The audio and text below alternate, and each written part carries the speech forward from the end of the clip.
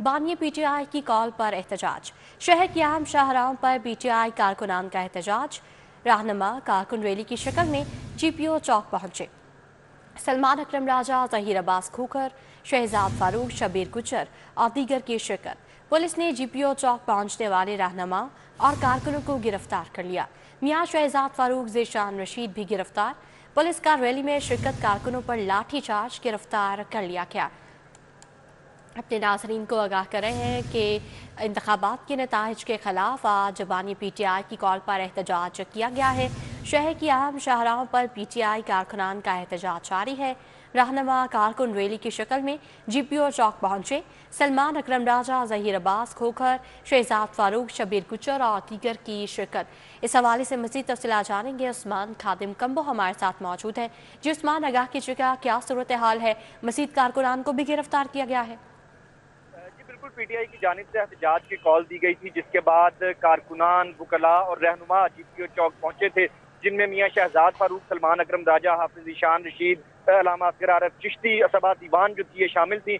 यहाँ पे कारकुनान की जानिब से नारेबाजी की गई। जहीर अब्बास खोखर भी इन कारकुनान में अफराद में शामिल थे जो यहाँ पे पहुंचे रैली के साथ, और शबीर गुजर भी यहाँ रैली के साथ पहुंचे। इसी दौरान पुलिस ने मियां शहजाद फारूक और ज़ीशान रशीद को गिरफ्तार कर लिया। इनके अलावा पीटीआई के 6 से ज्यादा कारकुनान को गिरफ्तार किया गया। गिरफ्तारी पे कारकुनान की जानिब से जब मज़ाहमत की गई तो इस पे पुलिस की जानिब से कारकुनान पे लाठीचार्ज भी किया गया।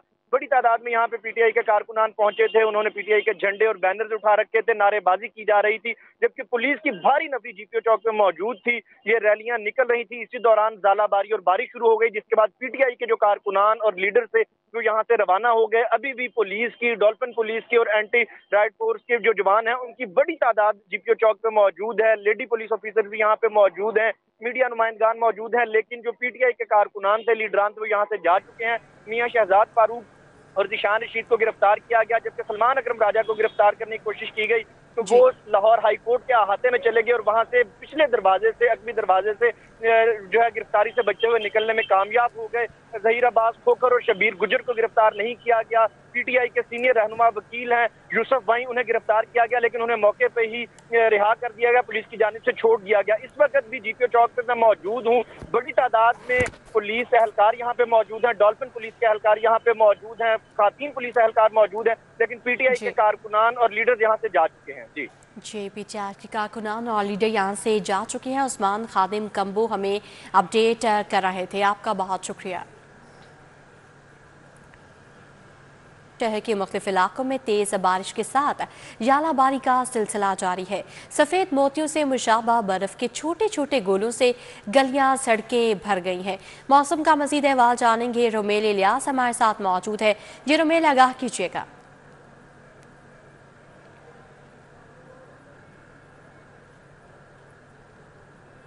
जी बिल्कुल, शहर के मुख्तलिफ इलाकों में तेज़ बारिश के साथ ज़ालाबारी देखने को मिली है। माल रोड, सिल रोड और फिरोजपुर रोड समेत जो एम्प्रेस रोड और गड़ी शाह और रेलवे स्टेशन अतराफ के जो इलाके और जो सड़कें हैं वहाँ पर मुसलसल 10 मिनट की बारिश के साथ 3 से 5 मिनट तक जो मुसलसल ज़ालाबारी है वो हुई है, जिसके बाद जो शहर की मुतादिद सड़कें और जो गलियां हैं वो सफ़ेद मोतियों से मुशाबा बर्फ़ के छोटे छोटे गोलों से भर गई हैं। और इस मौसम को शहरियों ने खूब इंजॉय भी किया है। शहरियों की बड़ी तादाद जो है वो घरों और दुकानों से बाहर निकल कर इस खूबसूरत मौसम को लुत्फ़ उठाती रही है। और इस मौसम की मैं ख़ास बात आपको बताऊं कि मौसम बहार की मुनासबत से ये जो आज पहली बारिश हमें देखने को मिली है, इसमें बारिश के साथ साथ जहाँ यालाबारी हुई है और वहीं तेज़ धूप भी देखने को मिली है। और 3 तरह के जो मौसम है वो आज हमें देखने को मिले हैं। एक तरफ तेज़ धूप निकली हुई थी, दूसरी तरफ तेज़ बारिश हो रही थी, और उसके साथ जो तेज़ झरियों के जो चेहरे हैं वो इस हसीन कुदरती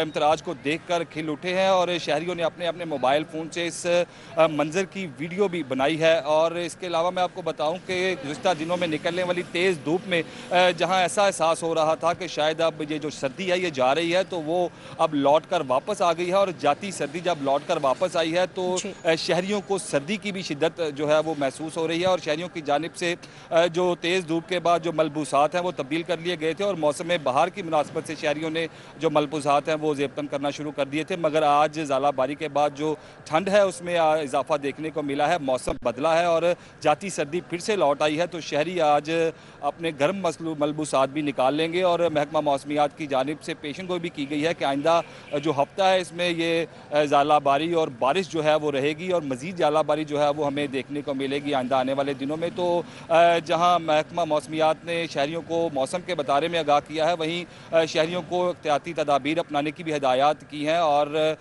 महकमा मौसमियात की जानिब से ये कहा गया है कि शहरी जो हैं वो ये ना समझें कि अब सर्दी शायद चली गई है, सर्दी गई नहीं है, सर्दी अभी यहीं है। और शहरी एहतियाती तदाबीर अपनाएं, गर्म मलबूसात जो हैं वो पहने और जी रोमेल इलियास हमें मौसम के हवाले से अपडेट कर रहे थे। शहर लाहौर का मौसम खुशगवार हो गया है, जालाबारी भी जारी है। रोमेल इलियास आपका बहुत शुक्रिया। सर्विसेज अस्पताल की इमारत की 60 बरस बाद रिवैम्पिंग के साथ इमारत में सेंट्रल एसी सिस्टम नस्ब कर दिया गया। सेंट्रल एयर कंडीशन होने से मौसमी गर्मा में एसी ना चलने का दरीना मसला हल हो गया। सेंट्रल एयर कंडीशन की तनसीब साबिक वज़ीर आला मोहसिन नकवी की हिदायत पर की गई। सेंट्रल एयर कंडीशन से मरीजों और तिब्बी अमले को आरामदा माहौल मैसर होगा। इस हवाले से मज़ीद तफ़सीलात जानेंगे। Senior health reporter Zahid Chaudhry हमारे साथ मौजूद हैं। जी बताइएगा। 60 बरस बाद सर्विसेज अस्पताल की जो इमारत है इसकी तज़ीनो आराइश, इसकी अपग्रेडेशन और रीवैम्पिंग की गई है।